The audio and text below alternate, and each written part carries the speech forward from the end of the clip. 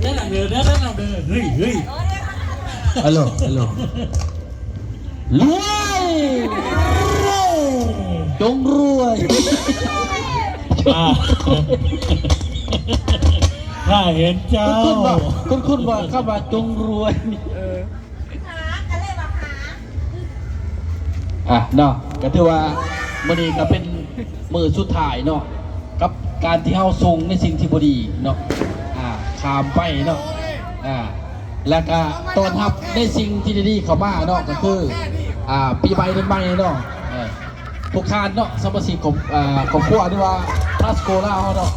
หลายๆทานเนาะสิเป็นทีมหรือว่าสิเป็นบุคคลกับยาเนาะที่ว่าอยู่ในองค์กรของเฮาเนาะที่ว่า2016นี่เขาบ่เจ้าก็เสื้อบันแบบเดียวกับทางวัฒนธรรมเบาเนาะเขาจะพากันบ่ตึกคำว่ารวยเนาะก็แต่ว่าน่าจะมีเงินทุกคนเนาะน่าจะมีเงินทุกคนเนาะในการขายปุ๋ยเนาะขายแบบนอนอยู่เฮือนก็ได้ขายเนาะปี2016เนี่ยมันแน่นอนว่าต้องเป็นลักษณะนั้นแน่นอนเนาะแล้วก็เชื่อมันมาทุกคนเนาะทุกคนจะมีความตั้งอกตั้งใจเนาะในการสร้างเกินว่าธุรกิจของเฮาน่าจะมีเกินว่าตัวตนแน่นอนเนาะผ่านมาเฮาอาจจะเป็นในนามเกินว่านามประทับเนาะแต่ตอน2016เขาจะเป็น6ประทับแน่นอนเนาะเพราะว่าทุกคนจะอยู่ในองค์กรเฮาเนาะเดิมจากเข้าสู่ความเป็นมืออาชีพแล้วเอาง่ายซะเนาะแล้วก็เห็นเลยเนาะในความตั้งใจเฮา2 ภาษาก็เริ่มเป็นหูประทับไปแล้วเนาะ2016นี่คือเต็มร้อยเต็มที่เนาะรวยทั้งมีเนาะทุกคนจะพากันทั้งมีลำรวยแน่นอนเนาะขอบคุณพาสโกลาเฮาเนาะถือว่าส่งท้ายปีเก่าต้อนรับปีใหม่เนาะขอให้สุขภาพแข็งแรงลำรวยตลอดปีและตลอดไปเนาะใส่โย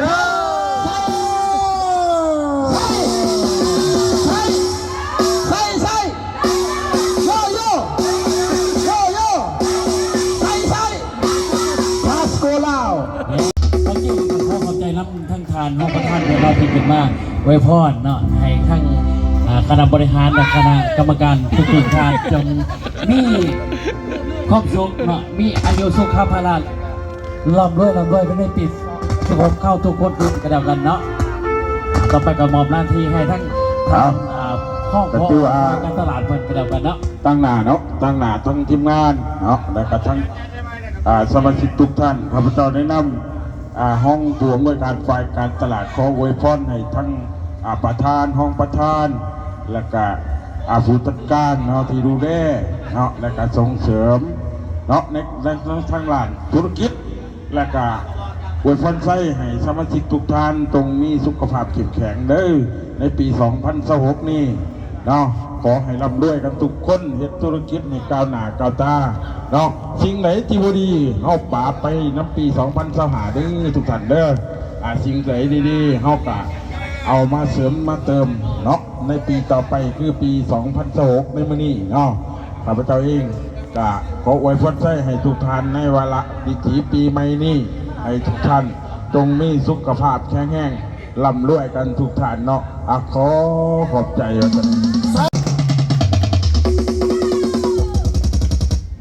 เจริญพรโยมปีใหม่เดือนใหม่ขอให้ญาติโยม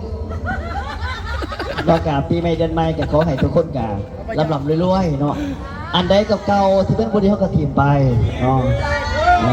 แต่ว่าพวกเก่าเนี่ยกระถิ่นไปเอาพวกใหม่เลยปีนี้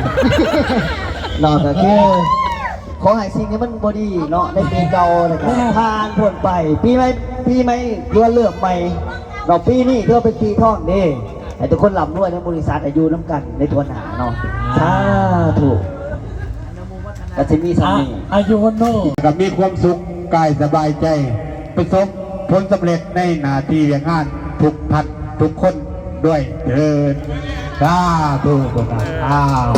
พี่แต่ความสุขความเจริญเด้อ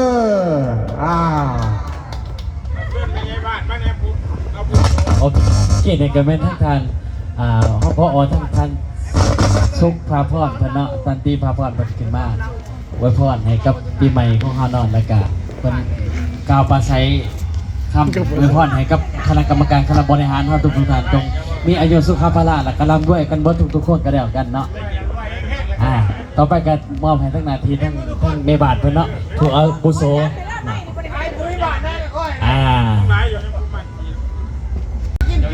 ปีใหม่2026เนาะปีเก่าผ่านไปปีใหม่ผ่านมาข้าพเจ้าได้นำอาวุโสอายุกะหลายก่อนแน่ 15 ยัง 15 บางครั้งบางข้าวกะสิพิษหูลูกๆหลานๆแล้วก็น้องๆนุ่งๆเนาะก็เพราะยังให้ถือซ่าปีเก่าผ่านไปแล้วปีใหม่ผ่านมาอยากให้ทุกท่านมีสุขภาพเข้มแข็งแล้วก็หน้าที่การงานเมื่อทุกผู้ทุกคนอันใดที่มันบ่ดีก็ถิ่มไปน้ำปีเก่าเนาะค่ะพระเจ้ากะปีนี้กะ6566เลยเนาะกะดักลงลืมได้ห่า 15 อายุนี่เพียงตัวเลขเนาะแล้วก็จะอยู่กับพวกน้องพวกลูกนานๆไป จนกว่าสิ้นลมหายใจเนาะ สาธุท่านอาจารย์ก็แก้วเพิ่น เจ้าเนาะสำหรับเนาะปี2025กะส่งถ่ายปีไปแล้วเนาะสำหรับปี2026ที่ว่ากำลังเยือนเข้ามาสำหรับข้าพเจ้ากะขอไว้ใส่ให้พ่อเนาะผู้ประธานบริษัทพัสโกลาวและกะท่านห้องประธานผู้บริหารบริษัทพัสโกลาวจงเจริญเติบโตและกะนำพาสมาชิกของบริษัทพัสโกลาวก้าวไปสู่ความสำเร็จในปี2026นี้ถ้าผู้ใดเนาะที่เป็นแกนนำของบริษัทพัสโกลาวหรือว่า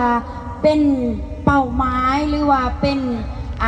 ทีมงานที่ว่าอยู่ในระบบกับขอให้เติบโตเจริญไปพร้อมๆกันเนาะข้าพเจ้าขออวยพรให้สมาชิกบริษัทพัสโกลาวทุกท่านจงมีสุขภาพเข้มแข็งและก็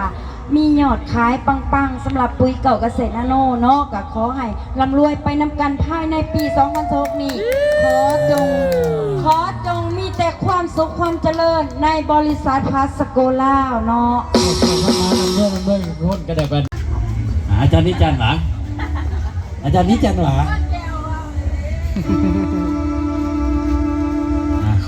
เขาเห็นสักท่านอาจารย์นิจันทร์ไปกันกันเนาะโดยเนาะข้าพเจ้าก็นี่จันเกี่ยวมานี่เนาะก่อนอื่นก็ขอขอบใจผู้แนะนำมาเนาะถ้าบ่มีผู้แนะนำมาข้าพเจ้าก็บ่ฮู้จักบริษัทพัสโกลาวในมือนี้เนาะแล้วก็ขอบใจท่านประธานท่านรองประธานและก็ผู้จัดการและก็อาจารย์หลายๆท่านที่ว่าเคยสอนวีซ่าความรู้มาต่างๆเนาะเว้าแล้วก็ว่าเว้าเรื่องเฮ็ดธุรกิจของการขายปุ๋ยของบริษัทพัสโกลาวเนาะในปี2025เฮาก็สำเร็จมาแล้วเนาะจากการขายปุ๋ยเกษตรนาโนของเฮาบ่ว่าสิเป็นปุ๋ยมิตรหรือว่าปุ๋ยน้ำเฮาก็ได้ขายได้กำไรมาหลายเติบเนาะสำหรับ2026ที่มาในมื้อนี้เนาะข้าพเจ้าก็ขออวยพรให้ทุกทาน โดยเฉพาะก็แม่นประธานบริษัทพัสโกลาวเนาะทานบุญทงพาพรจงมีสุขภาพแข็งแรงและก็พาองค์กรพาลูกทีมเติบโตไปน้ำกันแล้วก็รวยไปน้ำกันในปี2026เนาะ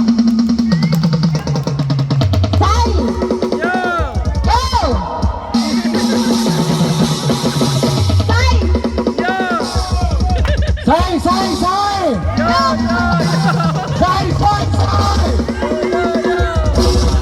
ขอขอบใจนะขอขอบใจครับ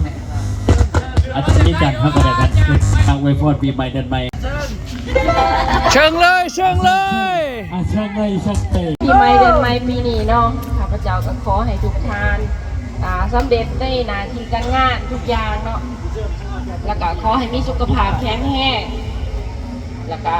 ขายปุ๋ยให้ขอให้เฮงปังๆตลอดไปเนาะแล้วปี2026นี่ขอให้มีแต่ความก้าวหน้าเกียบจอบอะไรที่ เลยบอดี้ก็ขอให้ถิ่มไปน้ำปีเก่าเดือนเก่าเนาะในปีใหม่เดือนใหม่ก็ขอให้มีแต่ความสุขความเจริญเบิดทุกผู้ทุกคนเนาะของทีมงานของบริษัทพัสโกลาวเนาะและขอให้บริษัทพัสโกลาวจงยิ่งใหญ่ขึ้นไปตลอดไปเลยใช่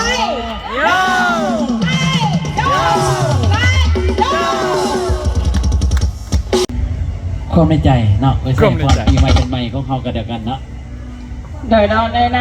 ำข้าพเจ้าซื้อดาราวันสุริยาแนะนำของ สมาชิกของบริษัทพัดโกล่าเนาะอยู่ในทีมของเพชรแก้วเจริญสามเนาะขออวยพรให้ทานประธานบุญทงพาพรนะครับทานของประธานเป็ดเสบียงนะครับทานผู้จัดการเนาะจงมีสุขภาพแข็งแรงเนาะเป็นหุ่มโฮมใส่ให้กับลูกทีมของบริษัทพัดโกล่าเนาะจงนำพาลูกทีมของบริษัทพัดโกล่าลำด้วยไปในไปด้วยกันเนาะในปี2026เนาะข้าพเจ้าเชื่อว่า